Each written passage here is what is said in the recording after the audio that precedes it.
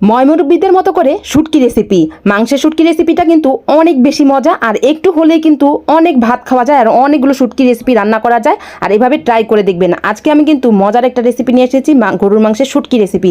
যেহেতু ঈদ এসেছে তাই ঈদে কিন্তু এই রেসিপিটা অবশ্যই ট্রাই করবেন, বিশেষ করে ঈদের সময় কিন্তু করা হয়। তো এর জন্য কিন্তু আমি প্রথমে মাংসগুলো নিয়ে নিলাম, এই যে ছোটো ছোটো পিস করে নিয়েছি, চাইলে আপনারা বড় বড় পিস করে নিয়েছেন। আর এখন তো আমি অল্পই বানাবো, কারণ ঈদের পর কিন্তু আমি এটা বেশি করে বানাবো। তো এই তো এখন এলাচি দারচিনি আস্ত 2-1টা করে দিয়েছি, জাস্ট আর কিছুই না, তেজপাতা আর হলুদ মরিচের গুঁড়া একটু দিয়ে দিয়েছি, আদা রসুন বাটা একটু দিয়ে জাস্ট এটা একটু পানি দিয়ে সেদ্ধ করে নিব। বেশি পানি দেওয়া লাগবে না, মানে অল্প একটু পানি দিয়ে জাস্ট এটা একটু এখন আমি ঘেঁষা চুলাতে নিয়ে যাব, এটা কিন্তু সেদ্ধ করে নিব।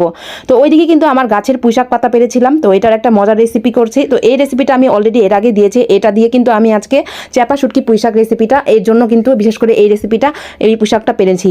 তো এইদিকে কিন্তু এই যে এগুলো আমি কিন্তু সেদ্ধ করে আমরা রোদে নিয়ে এসেছি। তো আমার মা এদিকে একটা মানে গুনা তার যেটা বলে তার নিয়ে এই তারের ভেতর একটা একটা করে ঢুকিয়ে দিচ্ছে। মানে এটা এত বেশি ভাল লাগে, এভাবে কিন্তু শুটকি রেসিপিটা অনেক বেশি মজা। এভাবে কখনো কেউ ট্রাই করেছেন কিনা জানি না, বাট এভাবে ট্রাই করে দেখবেন।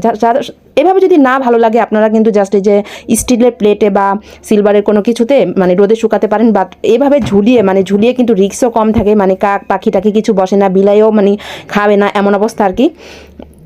তো এইদিকে কিন্তু এই তো এটা কিন্তু এখন তারে ঝুলিয়ে দিব। আর এই যে তারে ঝুলিয়ে দিলে কিন্তু সারাদিন কোনো কাকটাক কিছুই মানে এটা আর মানে রিস্ক থাকে না, মানে খাওয়ার যেহেতু মাংস। আমি কিন্তু নিজেও কিন্তু বানানোর সময় কয়েক টুকরা খেয়ে ফেলছি, মানে এত বেশি মজা। তো ওইদিকে কিন্তু এটা শুকাতে শুকাতে এইদিকে কিন্তু আমি এই যে আমার যে শুটকি রেসিপিটা সেটাও রেডি করছিলাম, এইদিকে রান্নাবান্না করছিলাম। আর ওইটাও অপেক্ষা, এটা 1-2 দিন লাগে শুকাতে, যদি বেশি রোদ থাকে মানে সকাল সকাল দিলে সারাদিন লাগে, আর না হলে কিন্তু 2 দিনে কিন্তু সুন্দর মতো শুটকিটা যখন শক্ত হয়ে যাবে তখন একটা একটা করে বের করে ফেলবো। আর এভাবে ট্রাই করে দেখবেন, অনেক বেশি মজা। আর এটা কিন্তু শুকালে একটু কমে যায়, স্বাভাবিক কমে যাবে। তো একটা একটা করে বের করে নিচ্ছি। আমার মানে 1-2-1টা খেয়ে ফেলছিলাম, মানে এত বেশি ভালো লাগতেছিল, 2-1টা এমনি খেয়ে ফেলছিলাম। তারপর একটু ছেঁচা দিয়ে, তারপর হাত দিয়ে এগুলো একটু ঝুড়া করে নিব। একটু ছেঁচা দিয়ে দিচ্ছি পাটাতে। আর একটু ছেঁচা দিলে কি এটা মানে এই শক্তটা যে এটা নরম হয়ে যাবে, রান্না করতেও কিন্তু সুবিধা হবে। আর এটা কিন্তু একটু দিয়ে মানে অনেকগুলো পেঁয়াজ কুচি, যেভাবে আমরা মাংসের মশলা রান্না করি না সেভাবেই রান্না করলে অনেক বেশি ভালো লাগে। তো নেক্সটে অবশ্যই দেখবেন, ভিডিওটা পুরোপুরি দেখবেন যে কীভাবে রান্না করছি। এই যে মাংস যেভাবে কষাই না, মানে মাংস আপনারা যেভাবে যে কষান পেঁয়াজটাকে সেভাবে কষিয়ে তারপরে যে এটা আমরা দিয়ে দিয়েছি, খুবই মজা। আমাদের এখন জিভে পানি চলে এসেছে। তারপরে এই তো নেড়ে চেড়ে দিচ্ছি। আর একটু যখন কষানো হবে বেশি পানি দেওয়া লাগবে না, অল্প একটু পানি দিলেই চলবে, এটা একদম ভাজা ভাজা হয়ে যাবে। কারণ এটা অলরেডি কিন্তু রান্নাই, মানে এই শুটকিটা কিন্তু অলরেডি রান্না করাই। তো এই তো ভালো করে নেড়ে চেড়ে দিচ্ছে এইখানে। তো এই তো রান্নাবান্না এখন প্রায় কিন্তু শেষ পর্যায়ে, এটা কিন্তু অল্প একটু পানি দিয়ে তারপর নেড়ে চেড়ে দিয়ে শুকিয়ে তারপর তো আমি কখন খাবো মানে এই চিন্তা, এই অপেক্ষায় আছি। তো কেমন লাগলো আমার আজকের রেসিপিটি অবশ্যই সবাই কমেন্ট করে জানাবেন। আর এখন তো আমি মানে এটা যখন হয়ে গেছে মানে কখন ভাত খাবো এই চিন্তা করছিলাম। আর দেখেন কি সুন্দর একটা কালার এসেছে। আর এটা একদম ভাজা ভাজা হবে, মানে একদম নেড়ে চেড়ে ভাজা ভাজা হলে কিন্তু অনেক বেশি মজা লাগে। তো কড়াইতে রান্না করবেন, কড়াইতে রান্না করলে আরও সুন্দর ভাজা ভাজা হয়।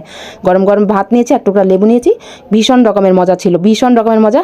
মানে কি বলবো, পুরাটা ভাত খেতে পারবেন, মানে একটু নিলেই কিন্তু পুরাটা ভাত খাওয়া যায়, অনেক বেশি মজা। তো কি কার কার এখন খেতে মন চাইছে বলেন তো।